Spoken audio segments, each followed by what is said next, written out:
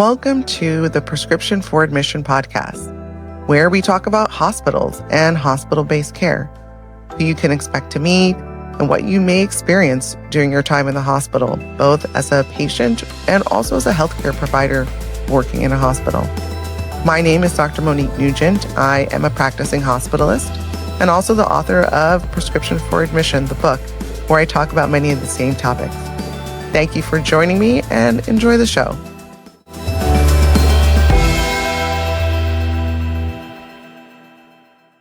Hi, and welcome back to another episode of the Prescription for Admission podcast, where we talk about all things hospitals, your experience as a healthcare provider in the hospital, your experience as a patient, and as a caregiver and loved one. I am Dr. Monique Nugent, a practicing hospitalist and also the author of Prescription for Admission, the book, where I talk about a lot of these topics. But here on Prescription for Admission podcast, I get to talk to amazing guests and really kind of dive into more of what you should know about hospital-based care, both before, during, and after. And I am so excited about my conversation today with Shari Ross. Shari, thank you so much for joining us.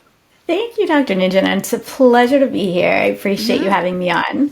Wonderful. I'm going to take a moment to introduce her because she is a wealth of knowledge for us today. So thank you so much again. So Shari Ross is the author of Senior Living Made Simple and creator of its companion workbook and toolkit designed to help families approach the senior living journey with confidence. Such an amazing mission. A graduate of NYU and a seasoned sales specialist with over a decade of experience guiding families through important life transitions, she combines professional expertise with personal insights as she guides her own aging parents while raising two young adult children. Through her simple method, Shari empowers families to make informed senior living decisions and move forward with confidence, dignity, and peace of mind. This is an amazing, amazing mission that you're on. Yes, you are living in a time where you said it perfectly. You're caring for your aging parents. You're also raising children, young adult children, but still they need a lot of guidance and attention. And it's that sandwich Total generation. sandwich, which is like so many other people. So many of us. And a lot of people don't realize what that is going to be like. They don't even know that they're in the sandwich generation until kind of too late. And oftentimes I talk about it. The senior care sometimes is really crisis-based. Everyone's going about doing their life. Mom fell down and broke a hip. Oh my goodness. Now we have to address this crisis. And then people may not have known that she needed a little bit more help to get around, which is how she fell down. So there's that. Okay, and we kind of stabilize this and everything is okay. But then went over to her house and found out she wasn't paying her bills. So now we have another crisis. And it's this kind of crisis to crisis management that I see in the hospitals, unfortunately. That's where a lot of people land because it's a place to get help, not just medical help, but a place to kind of stop and be like, wow, what else do we need?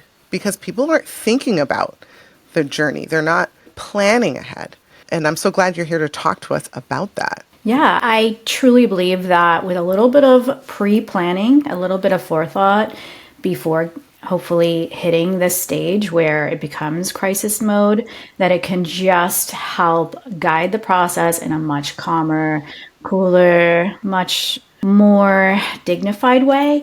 It is so true. Until you are in the midst of, oh my God, my parent actually needs my help now. I'm not the child anymore. Now I'm in charge. I've got to help them.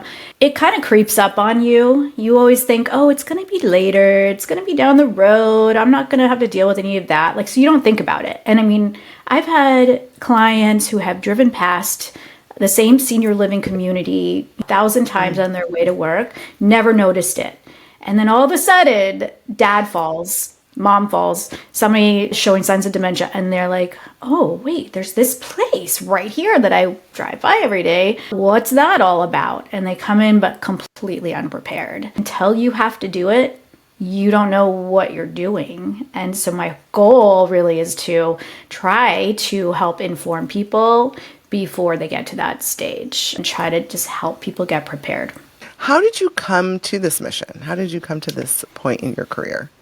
Yeah, it's just a very roundabout way, I have to say. So, I mean, if you told my 20-something self that I would be spending all these years helping families navigate senior living, I probably would have laughed and gone back to rehearsal because I actually started out as an actress in theater and commercials, little voiceover work. And then eventually I kind of pressed pause on that to be home once I had kids, to be home with my kids and when they were little. And honestly, that was probably one of the more exhausting and rewarding gigs that I've ever had. But once they were in school, I wanted to start really kind of using my brain again. So I jumped into pharmaceutical sales. And one of the drugs that I represented was called Namenda. And that's as used for dementia. And so that kind of cracked the door open kind of in a weird way into senior care because I got to know a lot of the memory care nurses and doctors and families. And I really became sort of fascinated by that side of aging. And so that ended up leading to a role in sales at a memory care community. And at the time, I didn't really know what I was getting myself into. I thought it was just a job, but it turns out it was actually my training ground for where I am now. It's kind of where I learned how families wrestle with guilt and grief and relief. And then I kind of figured out how important it is to meet people where they are. I saw residents light up when the staff knew their stories. I learned the art of translating clinical talk into plain English for all the families that I met with. And I just got a crash course in everything from dementia behaviors, how to calm a panicked adult child at 7 p.m. on a Friday night.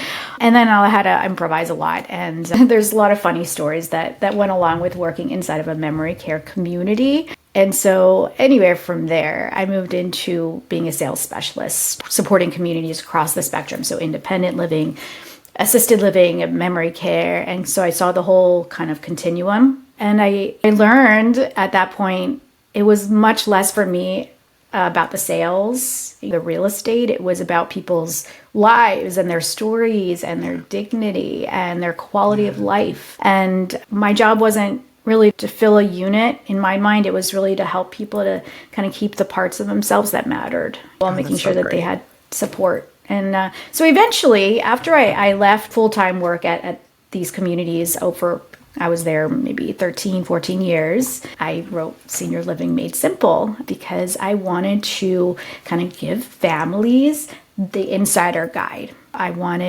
Over the years, I kept seeing the same pattern. There was always anxious sons and daughters and spouses, and they came to me clutching their brochures, and they were trying to keep it together and smile, but I could tell they were very, very panicked and upset, and they asked me a lot of the same questions.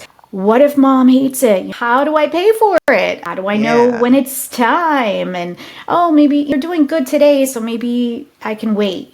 They all kind of had the same, even though they were unique stories, a lot of the same identifiers and patterns.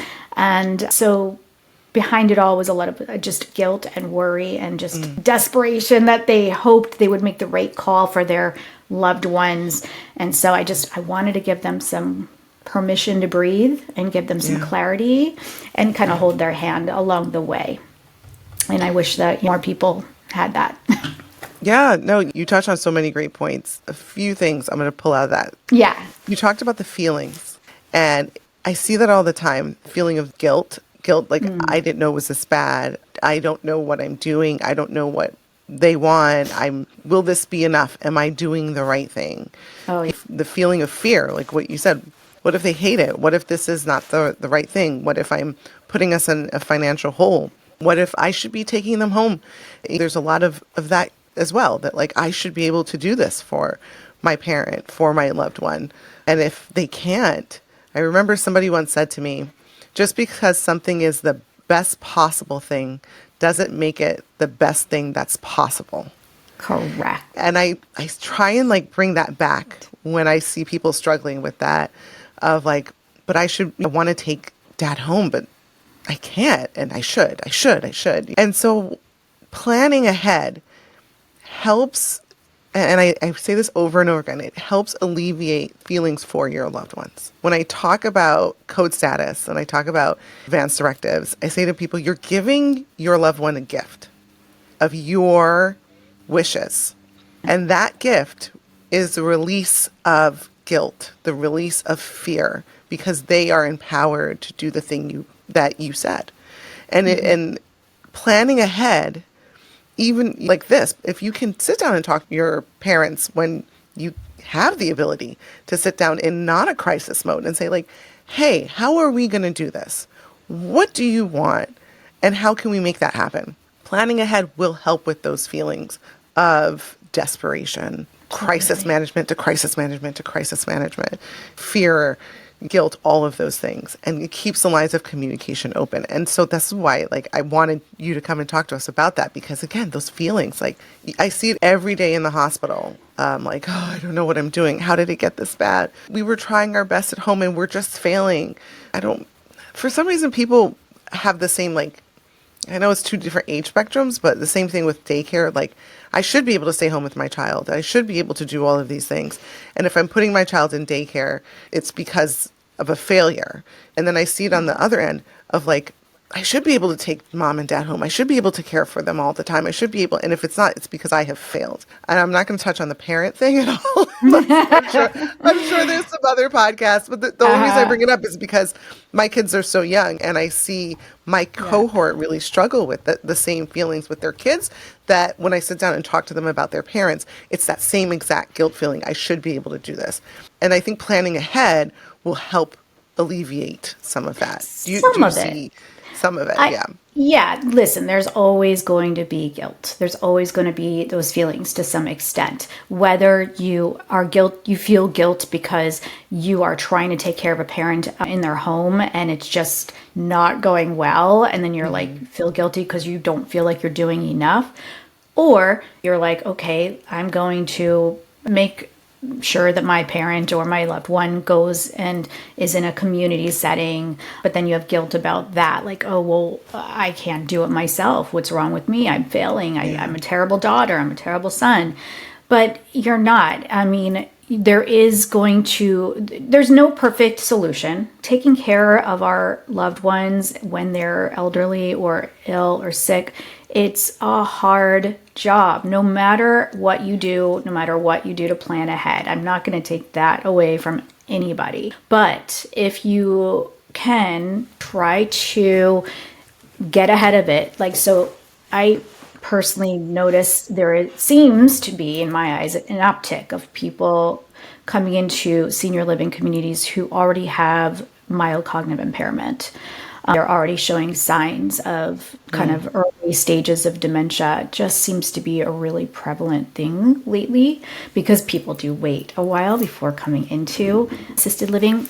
I feel like it's really, really vital to try to catch your parent or your loved one before they get into that stage even, because at that point, are they making the right judgment calls for themselves? They may be completely resistant to getting any sort of help once they're kind of in that mode. So you want to just make sure you're trying to catch them maybe even once a parent turns 65, let's say, once they're retiring. But to approach it not in a controlling, you need to do this ever. Yeah, you no, never you want can't to do do that. You have to come with from a place of love and caring. Yes.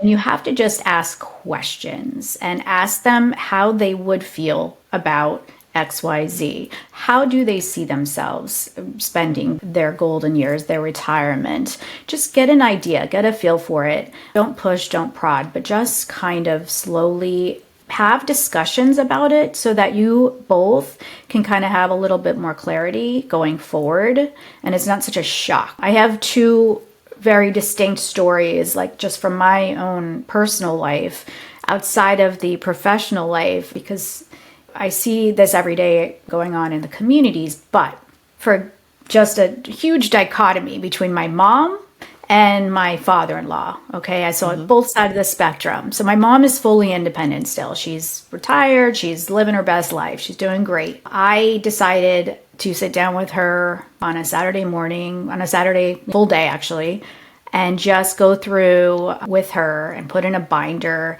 write down all the notes and figure out who's POA, what is her life, her directives, of life directives. Where does she see herself if something were to go wrong and she needed more help? And we kind of just really hashed it all out. And it was really great. I mean, it wasn't the funnest, most fun Saturday afternoon I've ever had. Yeah. Because we're talking about some things that are very uncomfortable, which is why people don't talk about these things a lot. But we got it all set up. I feel so great. We're prepared. I know what's going to happen. I know what her wishes are. On the flip side of things, I've got my father-in-law who lives in Florida and I'm in California. So we're across the country from each other. It's a long distance kind of thing. He's a wonderful guy, but he was living alone in his apartment. He's a little older than my mom. He's 82. And living alone in his apartment. And every time I would come see him or I would talk to him on the phone, I was like noticing little things of his decline. He definitely was getting weaker, slowing down in terms of how he's walk. He wasn't moving a lot. He lost weight. He seemed like his memory wasn't as sharp. And just over time, I just noticed he was definitely declining. I come to find out he's subsisting on microwave meals and he had fallen quite a few times. And I talked to him a few years ago and sat down at a restaurant over dinner. I was like, hey, how would you feel about going into a community? I call it a community, by the way. I don't call it a facility.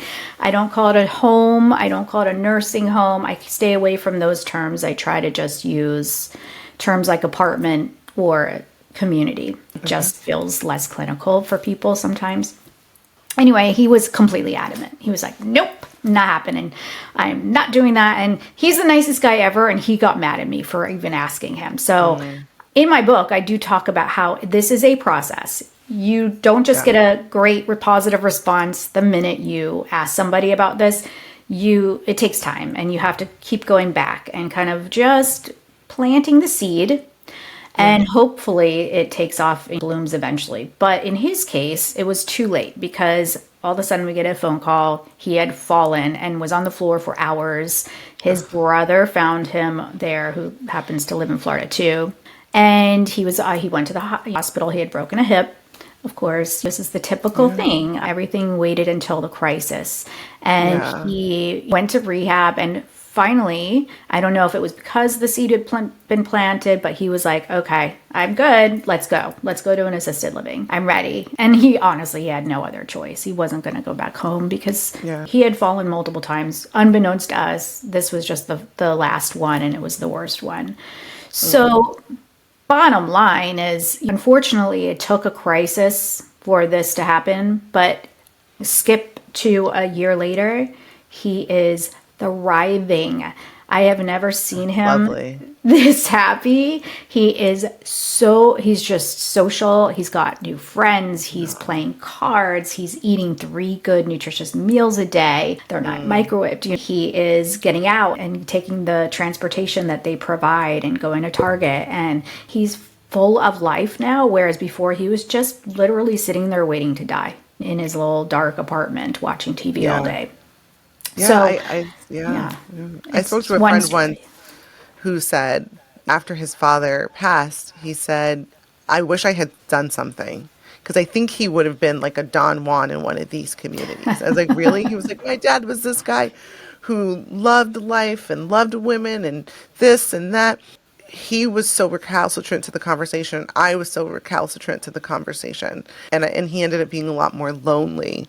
And he passed away and he felt like, he said, he's like, I thought he would have been like, when I see these communities, I'm like, man, he would have been a Don Juan. He would have loved it. He would have been out there playing bocce ball. And this is, I don't want people to think we're saying this is the only way to age. Lots of people do age at home. Absolutely. A lot of people have the ability with their friends and family, their social supports, to be able to be at home with their loved ones and be a Don Juan in the community that they already are Don Juan in, things like that. But I love that you said these are communities. These are places that can kind of turn things around for people who need it. So, can you explain to us a little bit about the difference of these post-acute care facilities and these living communities? You said you, and I love that you spent some time. Like, so there are skilled nursing facilities, there's long-term acute care hospitals, which I think isn't part of this conversation. This place where if you need a lot more medical care, you can kind of go and live there.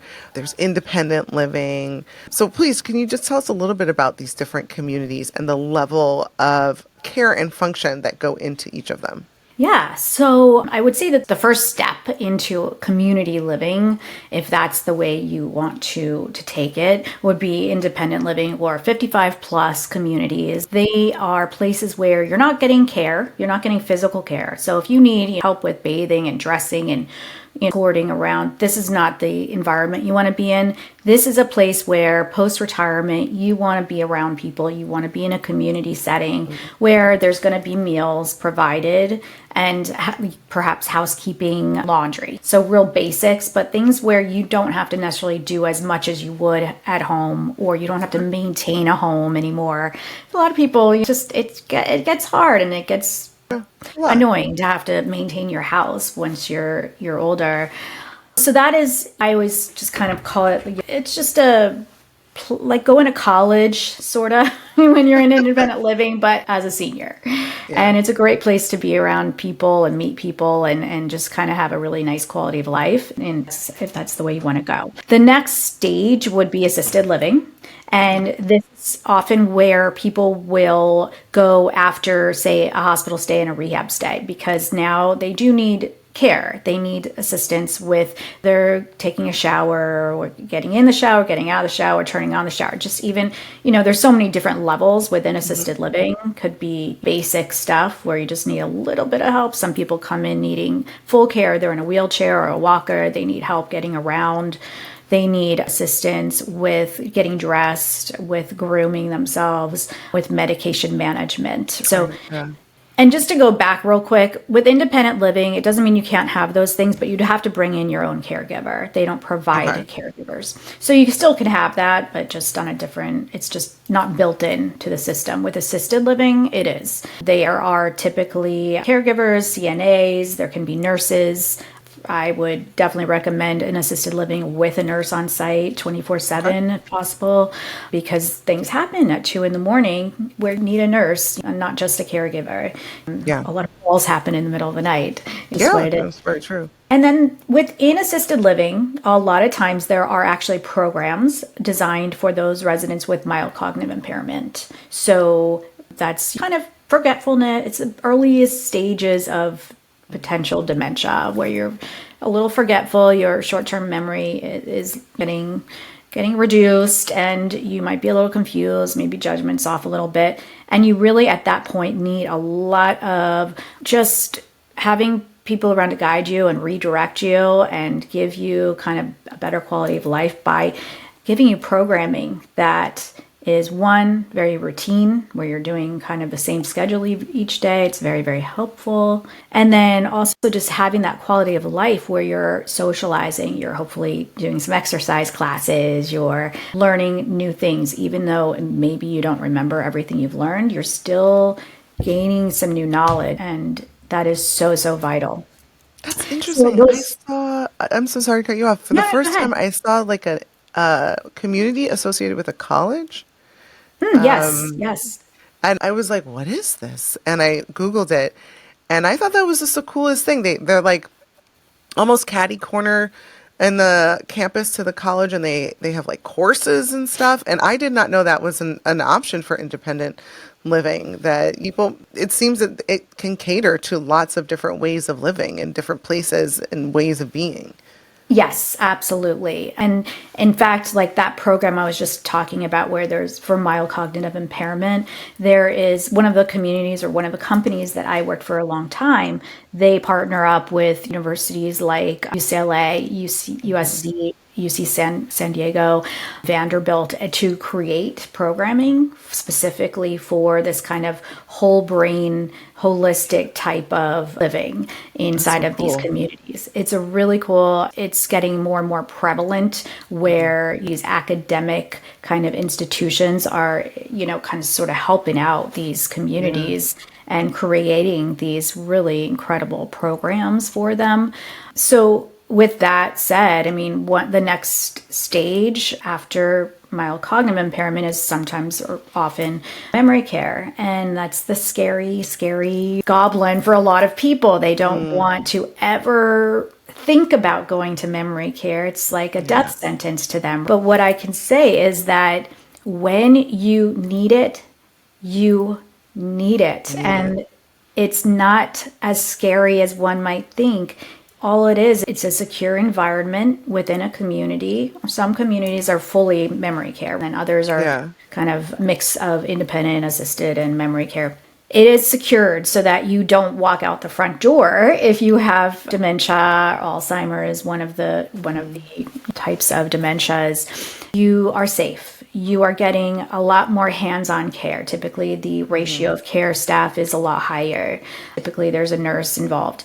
You are getting people, hopefully, who are trained in dementia care, how to redirect, how to give even those moments of time that, or give those people, those residents, just a moment of quality time within their days that brightens their eyes a little bit and gives them just a sense of dignity. That's really Yeah. what we're talking about is, let's just not have people in a fluorescent lighted old kind of nursing home situation. They're still there. They're able to communicate in some cases. They're able to do the things they were able to do. Maybe they can't remember what just happened 5 minutes ago, but that's okay. They're still people and they're still in there, and let's treat them like human beings and give them that quality of life.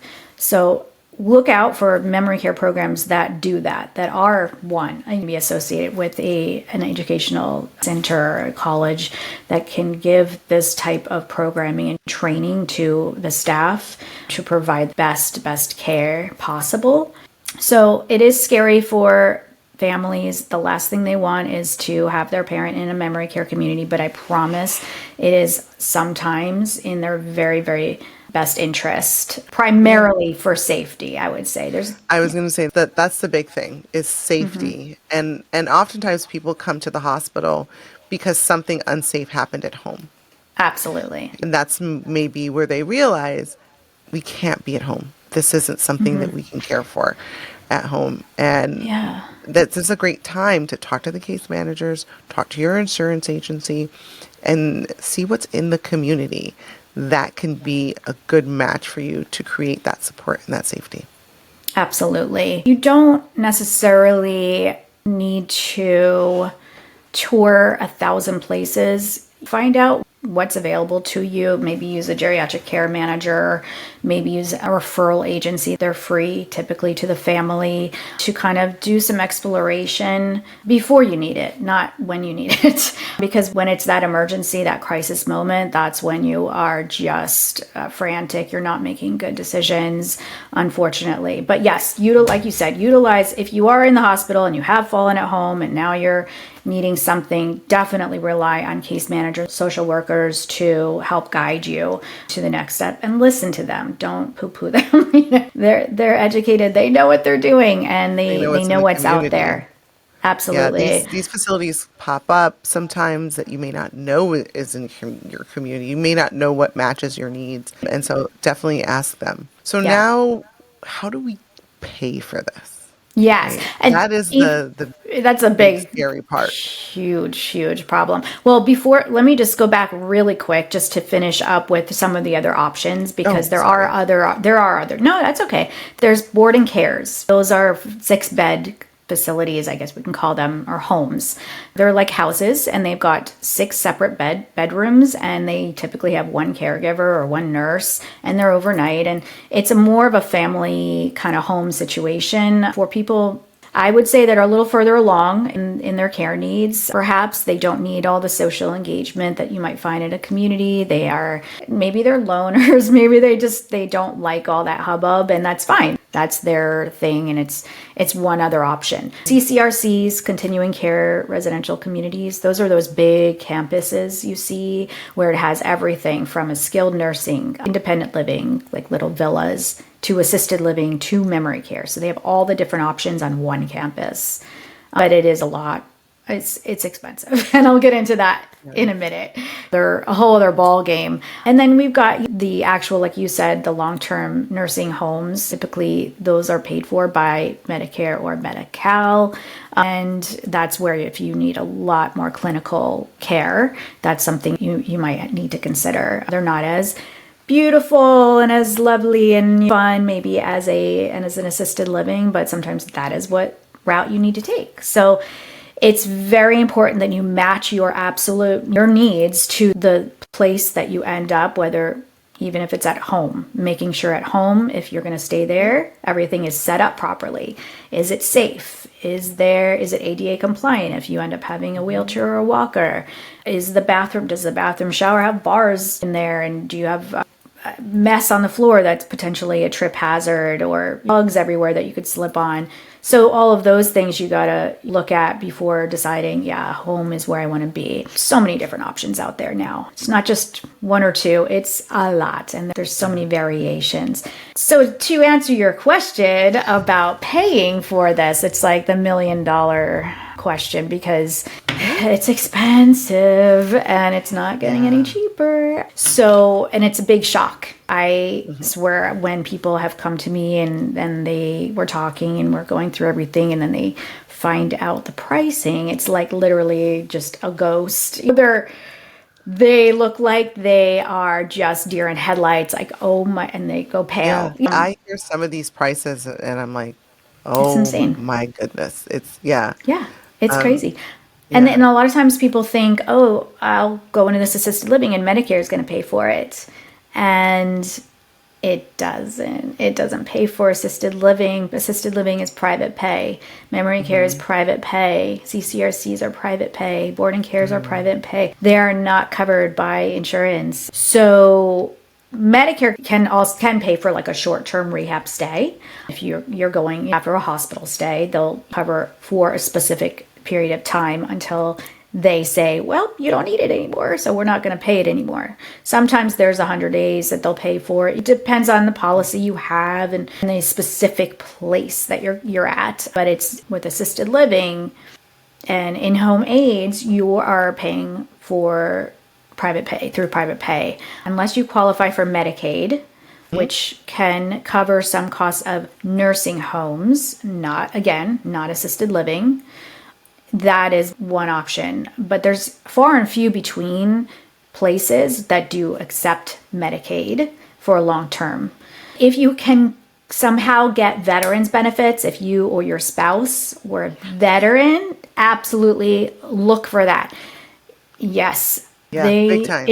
It does take time to qualify. Usually there's a very intensive application process. I would recommend getting help with it from a qualified veterans employee. It's complicated, and if you make a mistake, they send it back to you. It could take months, 6 months or more. So plan ahead with that specifically. Make sure that you are getting those benefits if you were a veteran. If you bought, it doesn't happen a lot, but if you bought long-term care insurance, that's huge. Unfortunately, they don't sell these in plans that they used to sell really anymore. There are riders and there are small plans you can get, but they're limited. They're for maybe a certain amount of time, like 2 years or 3 years, they'll last, or a certain amount of money, say $200,000. In the old days, they sold policies where it basically pays for your entire stay for the rest of your life for the highest end possible place. So if you have it, that's gone. that's gone. I know, unfortunately. Oh, no. But the seniors that I've been seeing, a lot of them do come with these plans that they somehow forethought and bought these. And That's awesome if you have it. if you have it, make sure you're looking for it and where it is too, and what it pays for. So, and then One other really big thing that I just see how people pay, because how else are you going to do it but sell your home, rent it out. I know it's So a big thing. so that's something that I was just going to touch on is the spend down. Can you tell people what because it's like a yucky term think about it, what it is, and the reason I hear about it in the hospital is because they will say, well, Medicare won't kick in until he is spent down. And the first time I asked a case manager, what does that mean? I was kind of like, oh, wow. And it means you have to spend all your money It does. until you Yeah. get to zero. Yeah. And how do they decide what all your money is? There's this thing called the 5-year look back. So it's not all the money that I have like now. They look back in your taxes and all your finances 5 years to see what all you have or had, what happened to it, where did it go? And so if you can plan ahead to figure out how you're going to, I don't want to say shelter things, No, that's if kind that's of necessary for you, gift it. Yeah. gift How to things, gift it. shelter things, move things around, because I've seen a lot of people get caught in that spend down, not realizing that other insurance benefits don't kick in until you have oftentimes zero left. Exactly. Exactly. Which is sad. I mean, it shouldn't be that way. Unfortunately, it is. So, yes, so that is one way to qualify for Medicaid type of establishments or communities. But like I said, those are more nursing home type environments, places that take Medicaid. So if you're looking for something a little fancier or just a little more kind of assisted living like, you are typically paying out of pocket. So it depends what your situation is. Another couple of ways to pay if you are paying out of pocket for private pay, obviously you're going to go through your personal savings and investments, your 401ks, your pensions, your social security, which by the way, that's a call I got so many times was, hey, I have Social Security. Can I get in? And I'm like, no. I mean, yeah, you can use the Social Security payments for this, but that's not going to cover living in an assisted living, Yeah, that's not unfortunately. enough often. No. And then home equity, like I said, selling, you can downsize, you can rent out your home, you can do a reverse mortgage. Just be careful with that. Yeah. It's a little tricky, a little tricky. You want to make sure you're really researching that before you get into it. A lot of time, I've also heard of people doing like these life insurance conversions or settlements, annuities, and then contributions from family. I encourage, if there's a bunch of siblings that come in that are trying to help out their parents, see how you guys can work together to maybe help out with payment. Yeah. There's ways to do it, but unfortunately, some people, it's just not going to happen. They don't have the ability to go to a private pay type of community or environment. So again, yeah, looking way ahead, figure out how you may shelter some things so that you can pay down and then use Medi-Cal if that's necessary. Yeah. So, yet another reason to plan ahead. And there are elder care lawyers, people who can help you get a lot of Definitely. these things set up ahead of time and talk to your accountant. There are Yes. people who know how to help you plan ahead. And speaking of planning ahead, please tell us about your book, The Simple Yeah. Method. Yeah. Yeah. So again, I mean, it grew out of just years of watching families just spin in circles, trying to figure out what to do, trying to make a good choice without having a clear plan. So I just wanted to write something that kind of guides them through this whole process, kind of step by step, and to have, well, let me go back. So simple is an acronym. It stands Hmm. for 6 letters, 6 words, that each of those words could be a complete show on their own because they all really matter. But it's just kind of a support system, a framework to kind of guide you through this whole process. So just to go through what those letters are, support is S. So ahead of time, build your team. Try to figure out everything all by yourself. It's too hard. It's too stressful. So make sure you're trying to get on the same page with your siblings. You have some close friends that understand what's going on, your neighbors, professionals, like you said, elder care attorneys, financial planners, social workers.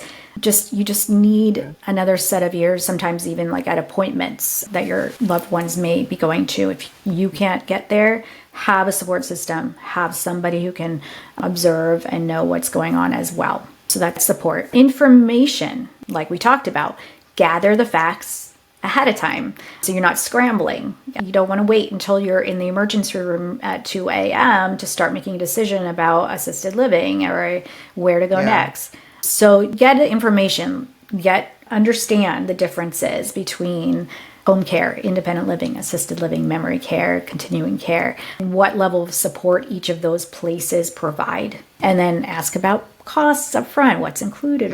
What is extra? What are the rate increases? What happens if the care needs grow? You want to get all that information into when you are exploring communities, look into staff training, their safety practices. What does their medication management look like? What are the activities, the dining, the transportation, visiting policies? Find out what happens if your loved one needs more help, and just get as much information as you can about all the services and the pricing and the future plans, right? Because it's an intimidating process, and so got to turn it into something you can handle step by step. So just get that information. Matching, and we talked a little bit about matching. This is the M. This is where you're going to line up what you've learned about your loved one's personality and needs and match that to an environment that would best serve them. So a really big, like extrovert, a lively, might love a community with the events every hour and the happy hour and all the social things. Oh, yeah. Right? The Don Juan type. The Don Juan, exactly, which I've met many of those there. They become the uncle of the community or the master of the community. It's really funny. Everyone kind of has their role. Then someone quieter or more of a low-key person might like something that's a smaller, low-key setting, like a boarding care, right? Or maybe a very much smaller community that's not big on all the activities and all of those things. So you want to match so that people can actually enjoy their life and in where they are and based on their personality. So P, preparation. Again, it kind of goes hand in hand with information. So you want to start well before moving day to prevent chaos on that day. So get your legal and financial paperwork in order. Make sure you are the power of attorneys, advance directives, healthcare, insurance, healthcare proxies, insurance cards. Get all this stuff, prepare it. Long-term care policies, know where they are, dig it up out of the basement, wherever it is, and then figure out payment plans that our community requires. So pull all this stuff together before the crisis happens. So prepare. And then letting go, L. Letting go, I think is the most emotional part of this whole process. So it's twofold. One is letting go of the guilt, letting go of feeling, you may be superwoman, but you don't need to be, right? Yeah. You may be juggling a zillion different things, your career, your adult children or teenage children or little kids in some cases. And now you're dealing with helping your parents. You cannot do everything. You cannot be the be all end all. So let go of that and know that you are doing the best you can. That's it. The other side of letting go is letting go of things, is more towards the seniors themselves, or your parents themselves, letting go of the idea that you have to have this table that you've had for 50 years in your little apartment in the community. You letting go of this huge set of china that you love and you've had for years, but maybe doesn't fit in the cupboards of this community. You don't really need it. You're not cooking. So let go of the fact that your apartment has to have a huge kitchen with enormous range and stove. You're not cooking anymore. You're being cared for. You're being cooked for. You don't need that. Let go of the idea that you need all this stuff that you've had for years, because honestly, the stuff isn't going to improve your quality of life. the place you're in and the people you're around and the care you're getting, that's what's important here. It's not the stuff. And You know, I know it's hard. People are like, oh, my mom's lived in her house for 70 yeah. years. Like, shit, she's never going to leave. Well, guess what? Maybe that place isn't serving her anymore. Maybe it's not safe anymore. So let's let go of feeling like we have to hold on to Hold these on to these possessions. things. That's I hear from my girlfriends, millennials, my age, Gen Xers, about our Yeah. parents trying to give us China My all the time. mom too. Right? Like you go Seriously. home to visit, and it's like, do you want this soup tureen? Do you want this? And Yeah, times have changed. I've heard so many times about the China, trying to Always. get rid of the China, and Yeah. so I think we equally have to acknowledge that those were big markers for them socially. Having like a nice set of china, having a nice table, those times are very different, but those were big markers, and the emotion that goes into working hard so you can buy the big table. That's why it's hard Oh, to let go yeah. of. It's so Because it's the emotional. memories, it's Absolutely. the story that you were saying, their story. Yeah. And so when they're unpacking some of these things, I think it would help us as their children to listen to some of the stories. And maybe they're just trying to pass on the story more than the soup tureen, you know? Absolutely. It's Yeah. part of who they are. And I get that. So it does take a lot of talking through things as you're downsizing and getting rid of. I would actually recommend in some cases, not all, but there's definitely a lot of loved ones that are pack rats or have a ton, and understandably a ton of things that they've acquired over the years. Maybe hire somebody to help them downsize if you or your family member can't do it or be there to do it. And don't have your parent there like while they're doing it. I know it's harsh. It's a That it is almost hard. it's harsh. And it doesn't work for everyone. I'm Yeah. that but for some people it's almost a necessity because they will not let things go otherwise. I Yeah. just remember Yeah. with my own son when he was like 5 or something, I was cleaning it. I was like, we need to clean your room. And I was like, we need to get rid of some of the stuff that he had like from when he was maybe he was 10 and he had stuff from when he was 5. And Yeah. I had to have him leave the room eventually because I was like putting things in a bag, like to give away, things that were obviously not anything he needed anymore. And he would like literally go and take the thing out of the bag and be like, nope, I'm keeping this. I'm keeping this. Yeah. So in the end, the bag was empty. And I'm like, okay, this is not working. We need to have you go out of the room. So we had to just do it kind of unfortunately behind his back. And guess what? He didn't notice. He didn't notice any of Yeah. this was missing. It's the Yeah. same thing with Kids our never parents. Yeah, yeah. And so it is. It's an emotional thing. Objects hold emotions, but we have to try to separate the emotions if Yeah, we can. And definitely. yet, when they move into a new place, hey, let's get a really cool new table to put in here that'll fit. And make it fun, make it like, let's go shopping, let's find some new cool stuff, and hopefully that changes their perspective a little bit, but it is Yeah. difficult. So last letter is engagement. It's E. So we've gone through the whole simple process, so this is the last of it. And the engagement, what that means is once your loved ones either moves or even if they're staying at home or they're wherever they may end up, you don't vanish. Once they're settled in, you are helping your loved ones settle into their new place. You are helping them to introduce them to their neighbors. You're having lunch together. You're encouraging them to try an activity or two. And staying involved with them just kind of, it reassures them, I feel, and it keeps you guys connected. You can't just drop off your loved one and say, okay, bye, have fun, have a good life.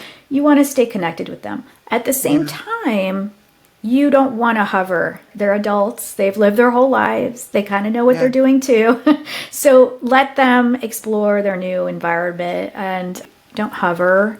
Don't try to call them every single day because hopefully they're making friends and they're learning new things and they're exploring this new world.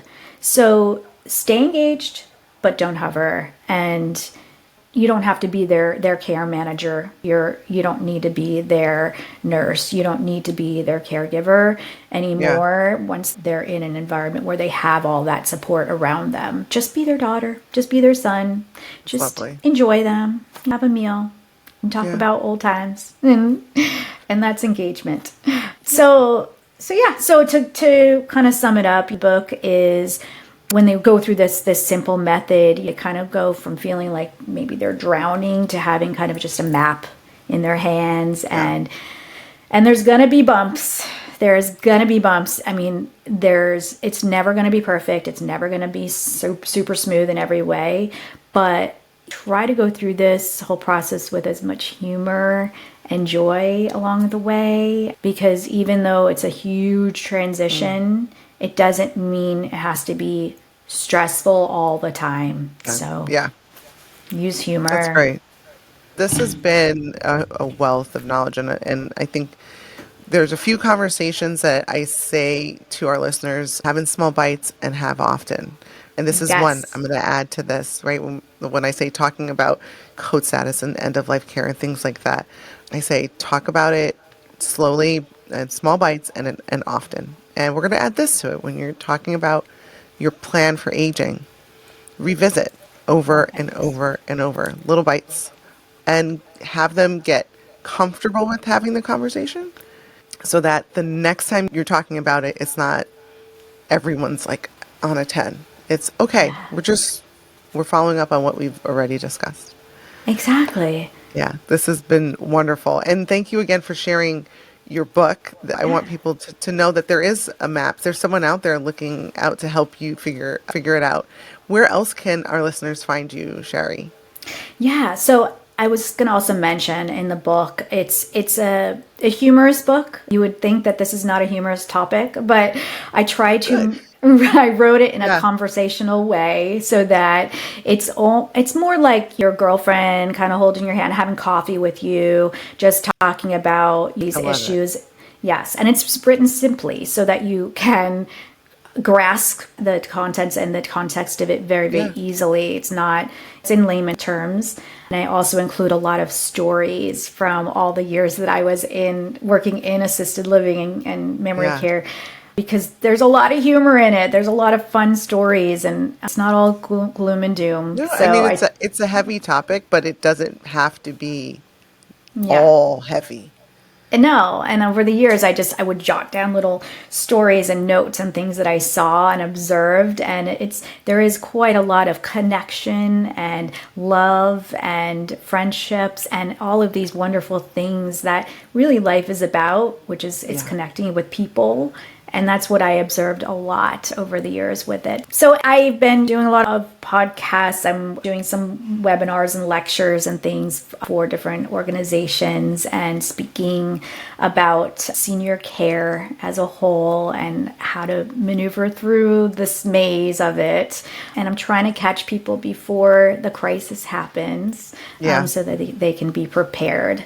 And then so I also am doing one-on-one consulting, kind of like what I did at work, where I would meet with families or or a daughter or a son or a spouse. And they came to me with like eyes wide open and panicking. And my job was to just kind of talk them off the ledge and hold their hand through it and help them Yeah. understand what this would mean for their loved ones. So I do these one-on-one consulting sessions through Zoom and or the phone and help people as they start this process and sometimes while they're in the process. So it helps guide them. Well, this has been a great conversation. Thoroughly needed and chock full of information. And so please, everyone, listen again and take notes. This has been the Prescription for Admission podcast. I am your host, Dr. Monique Nugent. I was joined today by Shari Ross, who's written a great book about elder care planning and how we can plan ahead. She's given us lots of great insights about the different types of communities. That's right. I'm changing my language. You I'm are learning good. already. Good. Different types of communities out there, and even spoke a bit about some payment issues. And so, how planning ahead is really important when it comes to the financial planning as well. You can find her book on Amazon. And I think other places where you find books. And thank you so much for listening.